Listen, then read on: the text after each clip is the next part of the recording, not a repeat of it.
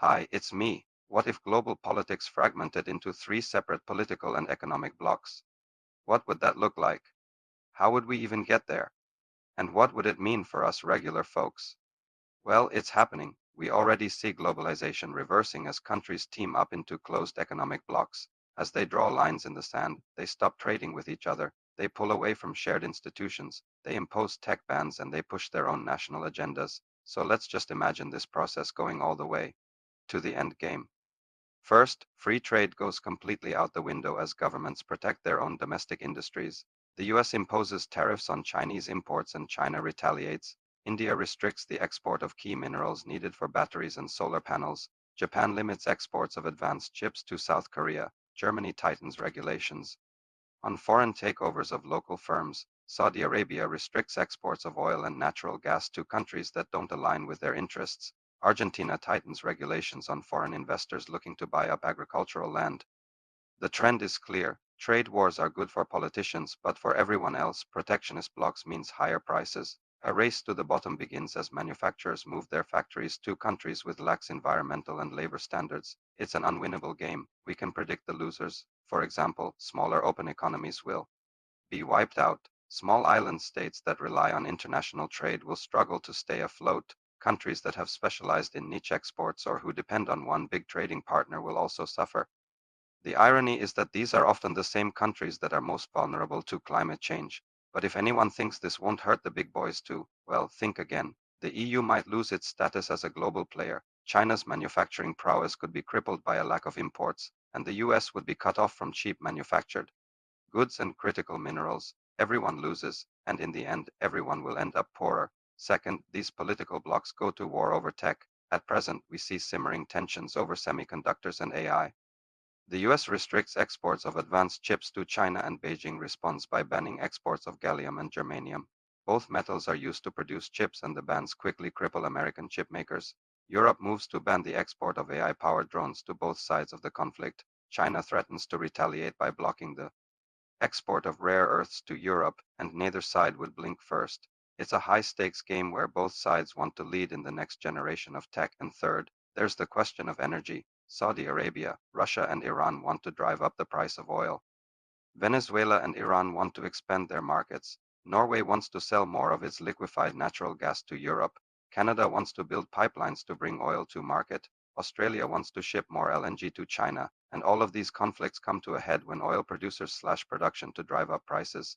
China says no more and ramps up production at its refineries. The United States slaps sanctions on Iranian tankers, and the whole game starts again. In short, this block by block competition would turn into a tangle of competing tech and trade wars. Fourth, smaller countries would be forced to pick sides and lose their independence.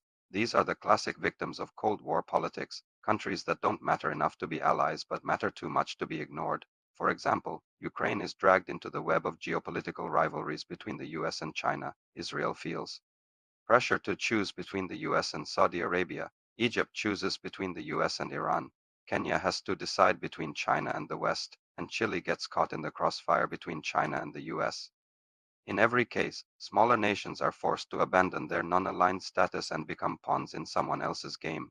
Fifth, weaker global institutions. Think the UN, the WTO, and similar bodies. When blocs start calling the shots, the power of these organizations will wither away. The Security Council deadlocks on any meaningful action. The WTO fails to resolve trade disputes, and the Olympics gets cancelled because no country can agree on a host nation.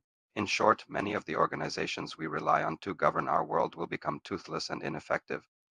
Finally, what does this do to us? That's the real question. At the macro level, it means the end of globalization and the return to a fragmented world of competing economic blocs. At the micro level, it means higher prices, restricted travel, and slower innovation. Let us take a step back and appreciate just how extraordinary it is that we have built such an intricate web of global supply chains that deliver things like smartphones and solar panels to billions of people across the planet. Just think about all the different steps involved in bringing you a simple t-shirt. First, someone designs it in a studio, then it gets produced in a factory that uses raw materials shipped from mines around the world. Those materials are turned into fabric that is cut, sewn, and assembled by people earning decent wages in a safe working environment. It's a global process involving dozens of countries and millions of people, and yet somehow it costs only a few dollars. That's the magic of globalization.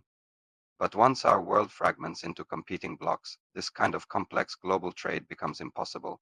We go back to a world of expensive, low-quality goods made by people working in unsafe conditions with no recourse. It's not a pretty picture. Now, the good news is that we're not going to fragment anytime soon. There's too much trade and interdependence to blow through, not to mention the fact that globalization benefits the rich far more than the poor. So while some of these trends may seem unavoidable, the bigger picture is that globalization isn't going anywhere. Here's why.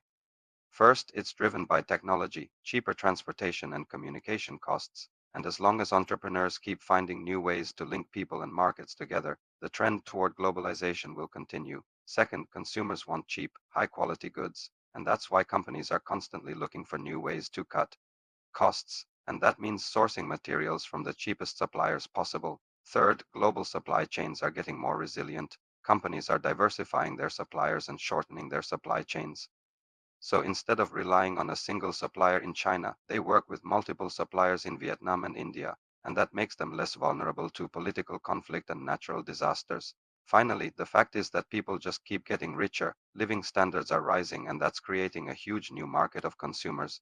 In short, the forces of globalization are too powerful to ignore. Of course, globalization will evolve and change. Countries will specialize in different industries. New technologies will connect people in new ways. Consumers will demand new products and services, but the underlying trend will remain the same. We'll keep moving toward a more integrated global economy. That means more trade, more investment, and more jobs. And sure, there will always be losers, but on the whole, everyone will be better off. Imagine waking up to headlines filled with economic turmoil, trade restrictions, and a world divided into competing blocks. It feels like globalization is crumbling before our eyes. And in 2030, that's not just a feeling. From tech embargoes between the US and China to resource hoarding in Europe and forced alliances in Southeast Asia, the world is fragmenting into protectionist blocs. But why? And what happens if this trend doesn't stop? Let's break it down. We are living in a time when the world is experiencing a dramatic reversal of decades of economic integration. Think about that for a second. The free flow of goods, services, and ideas that we've taken for granted is grinding to a halt. That's not just a statistic, it's a warning sign. On top of that, the World Trade Organization now reports that global trade has shrunk by 30% in just 5 years, a historic decline.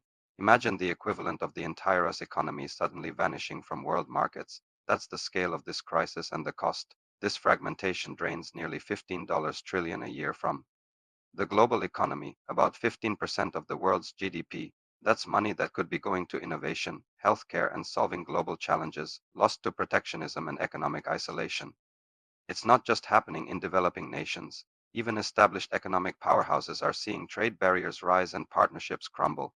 In August 2030, the United States announced a complete ban on semiconductor exports to China, sending shockwaves through the tech industry. Experts warn of a vicious spiral where each protectionist move fuels retaliation, further dividing the world.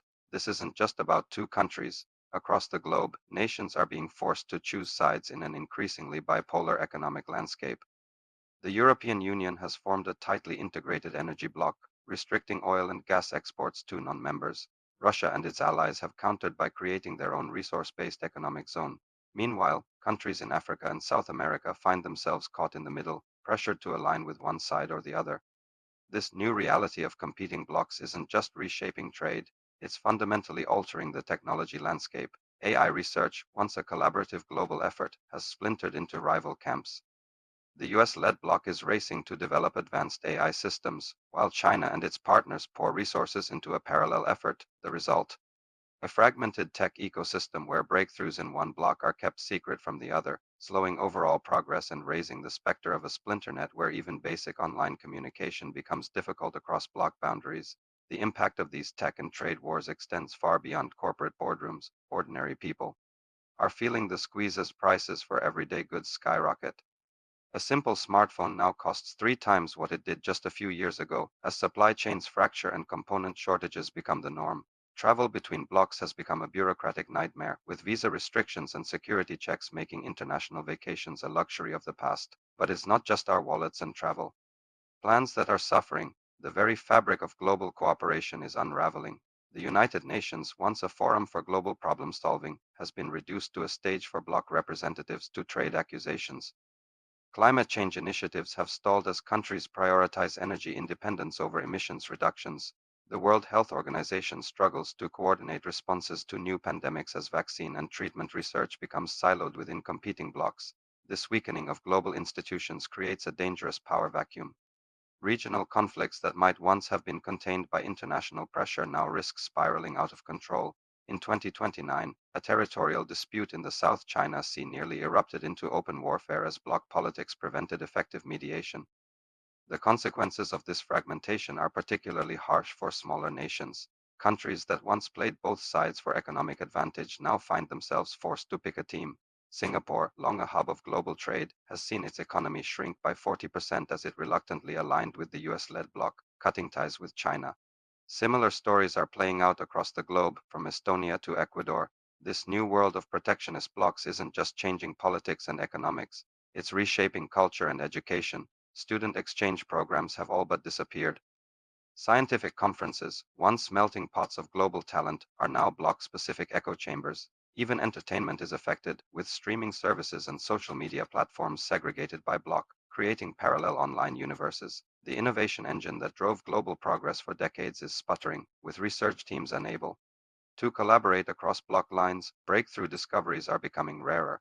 The dream of a cure for cancer or a solution to climate change seems further away than ever as the world's brightest minds work in isolation. For the average person, this new reality means more than just higher prices and travel hassles. It's a fundamental shift in how we see the world and our place in it.